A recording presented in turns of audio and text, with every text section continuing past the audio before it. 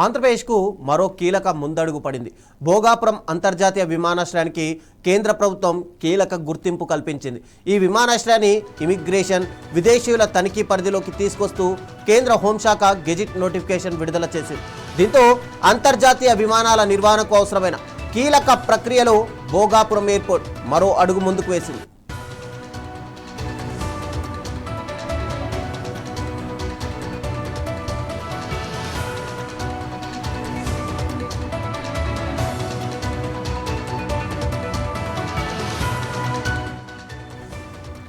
కేంద్రం విడుదల చేసిన గెజిట్ ప్రకారం భోగాపురం విమానాశ్రయానికి కేటగిరీ 1 జాబితాలో స్థానం లభించింది. దేశవ్యాప్తంగా ఈ హోదా పొందిన 39వ విమానాశ్రయంగా భోగాపురం నిలిచింది. ఈ గుర్తింపుతో భవిష్యత్తులో అంతర్జాతీయ ప్రయాణికుల రాకపోకలు, విదేశీ కనెక్టివిటీ, ఉత్తరాంధ్ర ప్రాంత అభివృద్ధికి మరింత ఊతం లభించే అవకాశం ఉందని అధికారులు భావిస్తున్నారు.